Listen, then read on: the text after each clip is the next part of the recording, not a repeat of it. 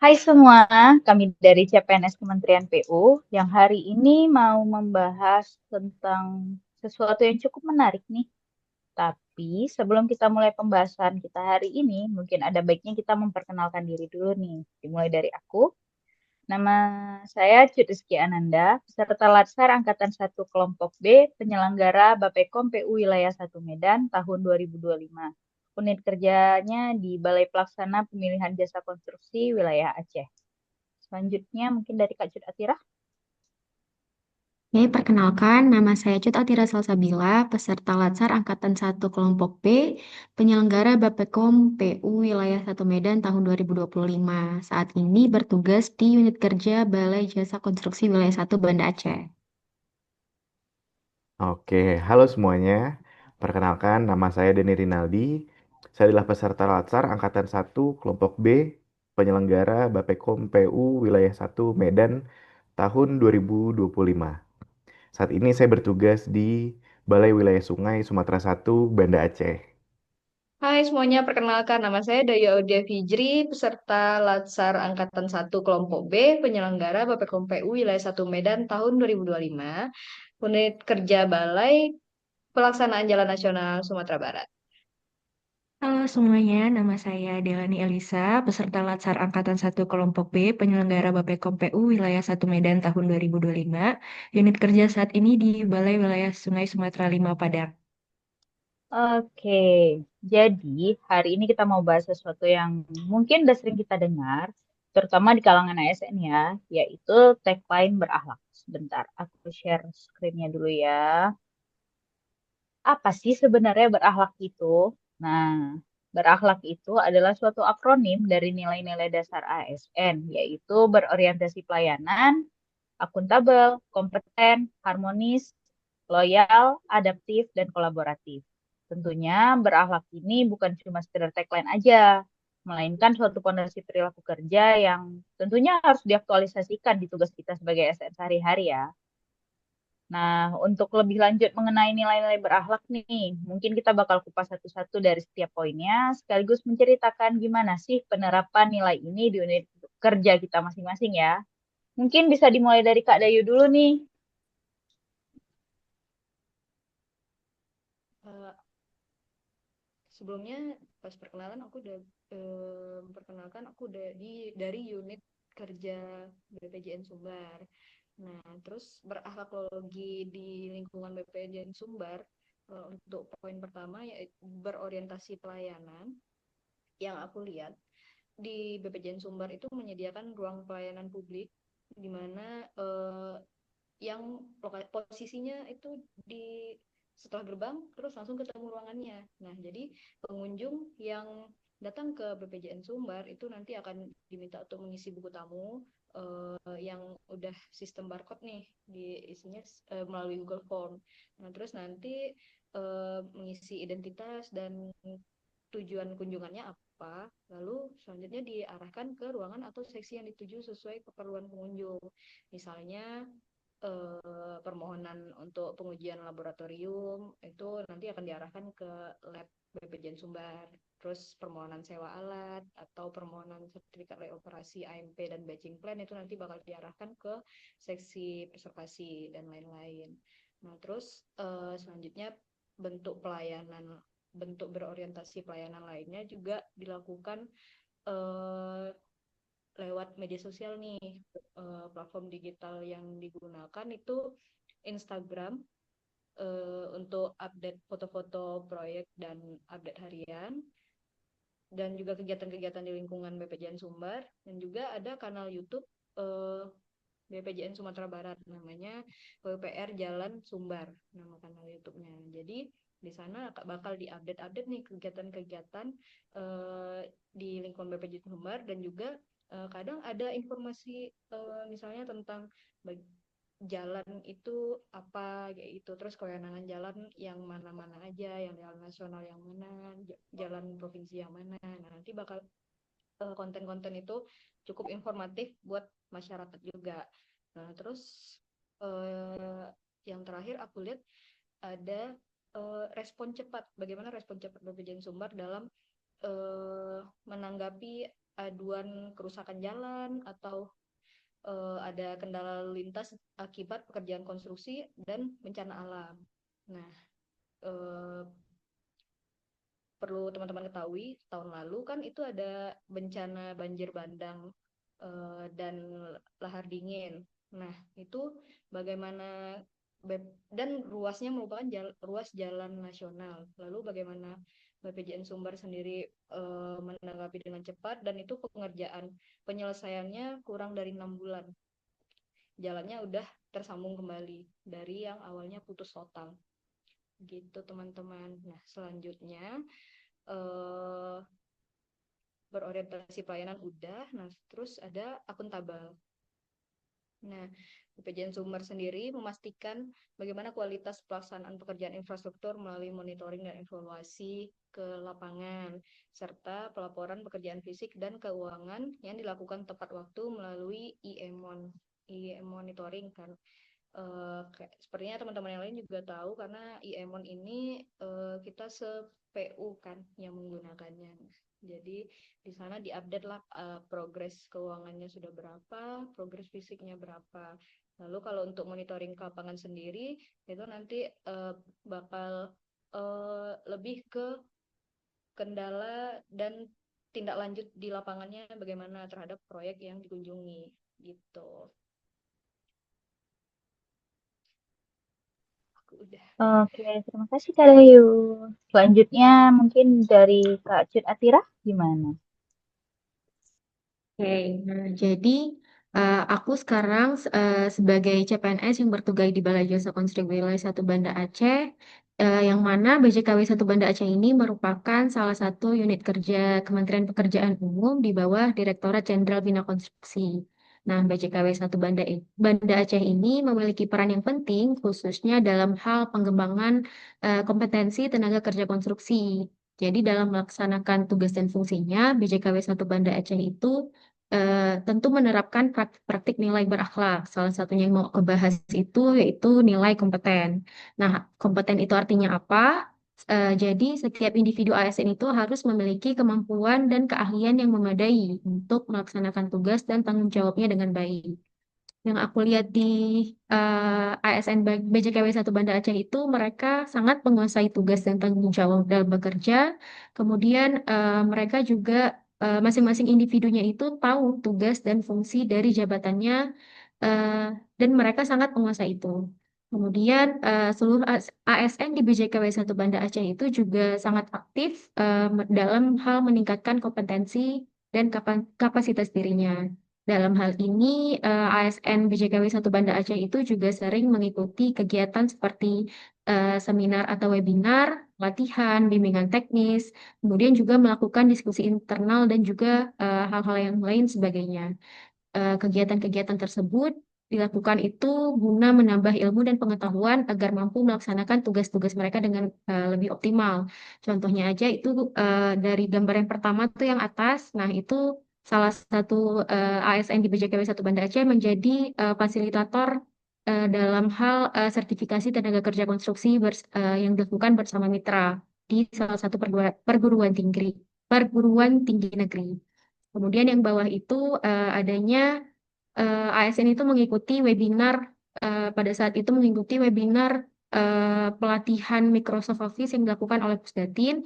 Kemudian yang kanan itu juga ASN di BJKW 1 Banda Aceh mengikuti pembekalan dalam hal itu apa ya waktu itu? Kalau nggak salah aku TKDN deh kalau nggak salah. Jadi di situ adanya pembekalan yang dilakukan oleh salah satu pemateri TKDN tingkat komonen dalam negeri. Jadi kami dilakukan pembekalan diberi materi apa itu TKDN, apa saja kebijakannya, dan bagaimana proses perhitungan TKDN itu sendiri. Oke, terima kasih Kak Cut Atira. Mungkin selanjutnya aku nih yang bakal jelasin. Aku sendiri bekerja saat ini kan di BPDOJK Aceh, di mana BPDOJK Aceh ini tentunya mempunyai hubungan dengan banyak pihak ya, terutama pihak-pihak penyedia. Tapi yang pertama mau aku highlight di sini, nilai berakhlak yang terapkan di BP2JK Aceh ini salah satunya adalah nilai berakhlak harmonis, di mana yang artinya nilai ini itu kita itu saling peduli dan menghargai perbedaan yang ada di sini gitu kan. Nilai implementasi yang pertama itu bersikap sama terhadap sesama pegawai dalam menjalankan profesi pekerjaannya. Jadi yang aku lihat di BP2JK Aceh ini nggak ada tuh yang beda-bedain eh, antara satu dengan yang lain gitu. Walaupun mungkin statusnya berbeda-beda di sini. Ada yang udah lebih senior, ada yang mungkin masih pegawai honor. Tapi di sini tidak terlihat tuh, maksudnya yang ASN lebih lebih sombong atau lebih apa, tapi terlihatnya memang sama semua dalam menjalankan profesinya di sini. Tidak ada yang dibeda-bedakan, tidak ada yang diistimewakan juga gitu. Yang selanjutnya itu ada memiliki sikap toleransi terhadap perbedaan suku, agama, ras, ataupun antar golongan. Jadi, walaupun kita di Aceh nih, tapi pegawai yang ada di sini tuh bukan cuma dari orang Aceh aja. Bahkan kami yang di CPNS -nya juga ada yang dari Kalimantan nih. Terus setahu aku juga ada pegawai yang asalnya itu dari Solo atau dari luar daerah lainnya. Tapi nggak ada tuh di sini yang membeda-bedakan juga karena dia bukan orang Aceh jadi dia diasingkan atau gimana, tapi tetap dirangkul, tetap kita ajarkan juga gimana lingkungan lingkungan lingkungan di sekitar kita gitu, gimana gimana sih adat-adat yang ada di Aceh ini gitu. Yang selanjutnya itu tentunya di BP2JK Aceh itu kan pengadaan barang jasa ya, tentunya bakal em, berhubungan dengan orang-orang di luar ini, dan kami di sini tuh sangat menghindari benturan kepentingan dalam proses pengadaan barang jasa sendiri. Dengan caranya itu dengan adanya pengawasan-pengawasan dari internal sendiri dan juga kesadaran etis untuk mencegahnya terjadi konflik kepentingan ini. Ini juga menjelaskan bahwa harmonis itu bukan cuma soal hubungan antar pegawai, tapi juga integritas di dalam progres kerjanya sendiri. Oke, selanjutnya mungkin Kak Dela. Bang Dani dulu ya? Bang Dani dulu. Iya, betul. Oke, karena saat ini aku bertugas di BWS Sumatera Satu Banda Aceh, jadi aku pengen kasih tahu nih, kira-kira sikap loyal apa aja sih yang ada di BWS Sumatera Satu Banda Aceh. Sebenarnya ada banyak banget.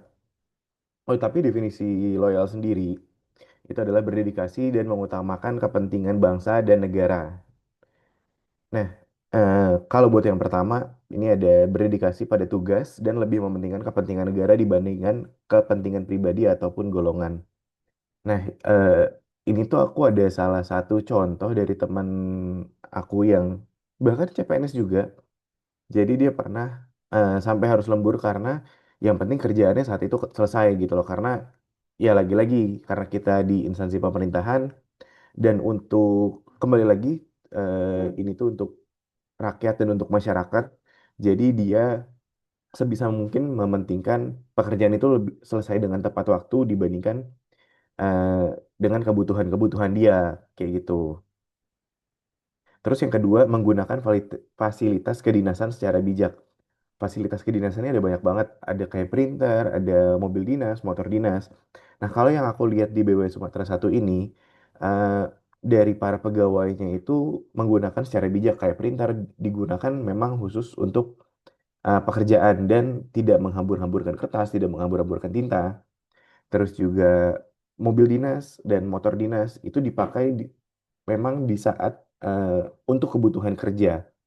Jadi nggak ada tuh yang kayak misalkan hari Sabtu Minggu dibawa pulang ke rumah atau misalkan di luar jam kerja dipakai gitu. Nah itu yang aku lihat di BW Sumatera Selatan itu nggak ada yang kayak gitu-gitu. Jadi eh, semua digunakan sesuai dengan porsinya. Nah terus juga ada menjaga nama baik instansi dan juga citra positifnya. Jadi memang karena di BWS Sumatera Satu ini terletak di Banda Aceh, jadi memang kita banyak memegang hukum-hukum adat, terus juga apa banyak hal-hal yang kita lebih terbatasi lah. Jadi secara citra pun, secara nama baik itu akan jauh lebih positif dan memang secara kepegawaian eh, nggak ada tuh pegawai yang macem-macem atau yang nyeleneh atau melenceng segala macam. Jadi memang kita tuh fokus untuk menjaga nama baik dan juga citra positif di instansi khususnya di BWS Sumatera 1. Nah, itu bagian sikap loyal dari BWS Sumatera 1 mungkin bisa lanjut ke Kak Dayu ya. Oke, terima kasih Bang Dani. Selanjutnya mungkin dari Kak Dela gimana nih? Oke, terima kasih Kak Cut Rizky. Nah, sebelumnya teman-teman udah menjelaskan tentang nilai-nilai berakhlak. Nah, aku juga ingin ikut menjelaskan tentang salah satu nilai berakhlak, yaitu adaptif. Nah, adaptif sendiri itu aku maknai sebagai antusias menghadapi perubahan dan terus berinovasi. Contoh nilai adaptif di unit kerja aku saat ini di BWS Sumatera 5 Padang adalah terus berinovasi saat adanya kebijakan anggaran efisiensi dengan melakukan penghematan pada pos-pos pengeluaran yang dirasa dapat dipotong. Nah, menurut aku ini cukup menarik karena bagaimana unit kerja aku dapat adaptif dalam regulasi akibat efisiensi ini, kebijakan efisiensi ini, bagaimana yang benar-benar proyek tahunan, proyek-proyek yang emang kita bangun untuk masyarakat, untuk negara itu emang harus tetap jalan, kesannya tidak terpengaruh lah oleh kebijakan efisiensi ini dan adaptif bagaimana caranya eh, kita misalnya melakukan yang sebelumnya seminar-seminar itu dilakukan secara offline, jadi kayak ada anggaran-anggaran yang dapat dipotong, jadinya kita lakukan online biar anggaran-anggarannya itu tidak sebesar yang kalau misalnya dilakukan secara offline. Jadi menurut aku ini adalah contoh adaptif atas kebijakan anggaran yang ada karena efisiensi saat ini. Kan karena kebetulan kita sama-sama tahu bahwa Kementerian PU ini termasuk top 3 ya kalau nggak salah eh, adanya kebijakan efisiensi yang cukup banyak dipotong. Tapi yang aku lihat di sini bahwa emang proyek-proyek utama yang memang untuk masyarakat dan negara itu sebisa mungkin harus dijalankan dengan cara ya kita cari tahu nih apa-apa saja yang bisa diminimalkan seperti perjalanan dinas, ATK, dan lain-lain. Lalu selanjutnya untuk nilai yang terakhir itu ada kolaboratif. Nah, kalau kolaboratif itu aku maknai sebagai membangun kerjasama yang sinergis. Contoh yang aku dapatkan di unit kerja aku saat ini adalah mungkin di bukan di tempat aku juga ya, mungkin di tempat teman-teman semuanya bahwa memang di kantor ini itu tidak dimayoritaskan oleh Gen Z aja. Jadi banyak Gen Y, bahkan ada baby boomers dan yang generasi-generasi yang sebenarnya sama aku juga itu udah terpaut cukup jauh, 20 tahun ke atas, ada yang sampai 30 tahun gitu. Cuman bagaimana kita itu bersama-sama berkolaboratif nih, penyesuaian bekerja sama dengan tim lintas generasi, semuanya saling bersatu dan berkolaborasi untuk mencapai tujuan organisasi. Nah, menurut aku ini adalah nilai kolaboratif yang cukup aku dapatkan, yang cukup menarik perhatian aku di unit kerja aku saat ini. Mungkin kalau dari aku udah cukup segitu dikembalikan ke Kak Cut Rizky. Wah, ternyata banyak ya nilai-nilai berakhlak yang memang benar-benar diterapkan. Ya, harapan aku juga sih, semoga kita semua bisa menjadi ASN yang bukan cuma paham aja nih nilai berakhlak, tapi juga bisa menghidupkannya baik di kantor, di masyarakat, maupun di dunia digital. Oke deh. Mungkin ini aja ya yang kita bahas hari ini. Dan semoga apa yang kami sampaikan tadi bisa dipahami oleh semua yang nonton. Yang penting, yang perlu kita ingat, berakhlak itu bukan cuma sekedar tagline, tapi juga identitas kita sebagai ASN. Sampai jumpa di lain kesempatan. Bye semuanya. Bye, terima kasih Dadah, semuanya. terima kasih. Bye. Terima kasih.